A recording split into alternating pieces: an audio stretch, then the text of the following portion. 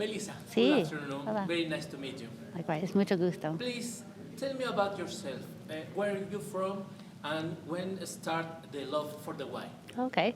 My name is Melissa Monosoff. Mi nombre es Melissa Monosoff. I live in Dallas, Texas. I'm from Philadelphia, Pennsylvania, though. And I think my love for wine began when I was in culinary school. I went to culinary school after college, and at the CIA, the Culinary Institute of America, everyone has to take a wine class. It's a requirement. And I guess when I took that class, that's when I fell in love with wine. But I realized I was pre-med in college, so that meant I could memorize a lot of things very easily. And so in this class, I excelled because it was very easy for me to memorize lots of information. But then I realized it pulled, a lot of people say this, but it pulled my love for science and botany and flavors and history all into one thing. And I thought that was so interesting. And I remember I didn't even like the taste of wine. I liked thinking about it, but I actually did not like drinking it at all, except for Riesling, except for the sweeter things. But then my palate developed over time. Yeah, so that's how I got into it. How long do you take to develop all this love and this compromise with the wine and all the study to reach the place you have now? Yeah. I think what was interesting, well, at least I guess maybe to me a little interesting, is that because I went to culinary school, I started in the kitchen first. And so I was working in the kitchens at one of my first restaurants out of culinary school. And I was always that cook who would bug the sommelier who worked there. We had an open kitchen, an open plan.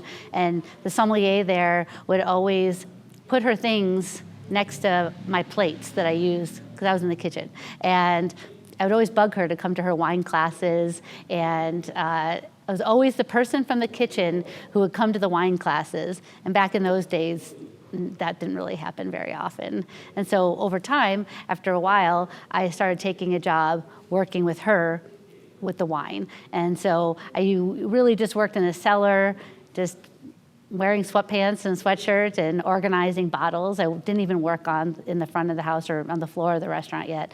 And then eventually I did. But it was very difficult because I wasn't used to talking to people. I was like, wait, I have to talk to these people now? I can't just hang out with my friends in the kitchen the whole time?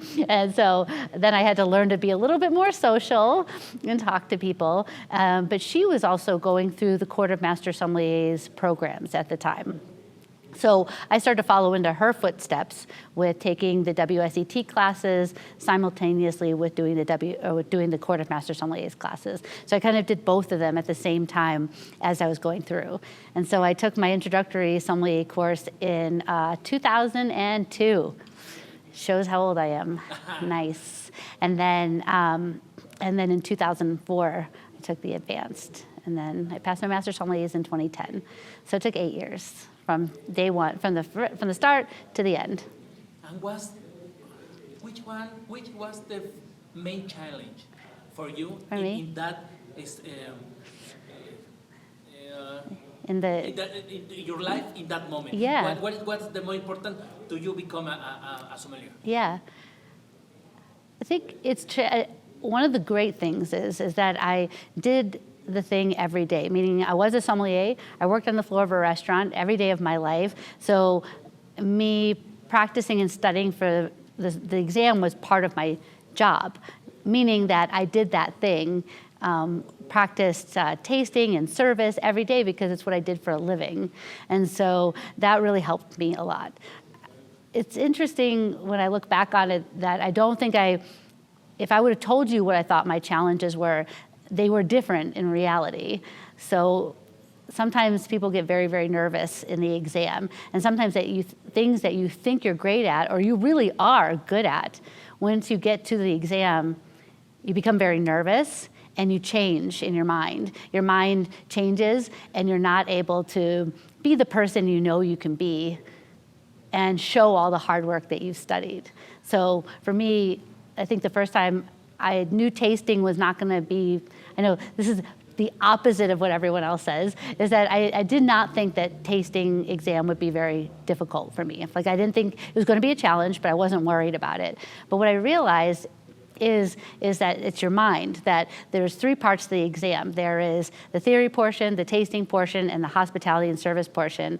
And I always say there's a fourth portion, and that is your mindset, and like where your mind is and how you have control over your mind and your body and be able to perform under pressure, just like a professional athlete. It's almost exactly the same.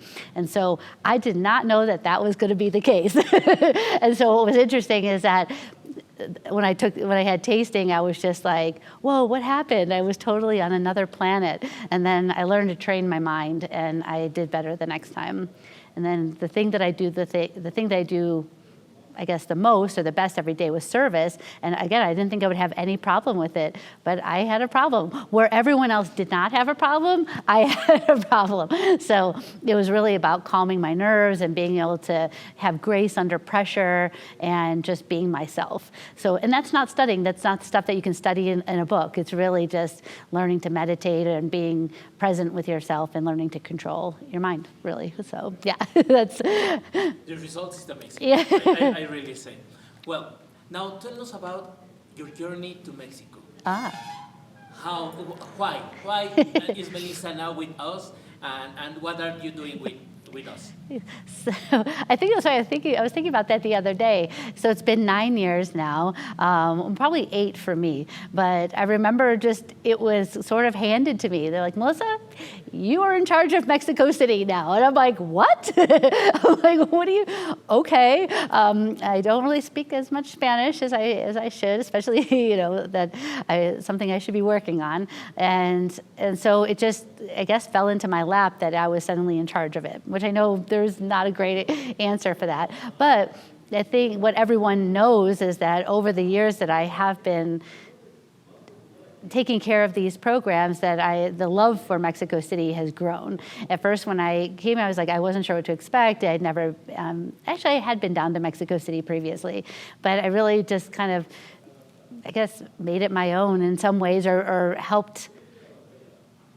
Over the years, we've been developing these programs, and I feel like over the years, I've gotten to know Johan and Fabian and this hotel and being here, and we're able to do things here that we don't do in the US, that I'm able to use this platform here to tailor things to the students and what they need more than I can usually in the US. So I think over the years since I've been coming here, we've been evolving the program to just be more in tune with Mexico and what people here need specifically, not trying to put what people in the USA need or what they have and what is needed here and what we can do better for Mexico City.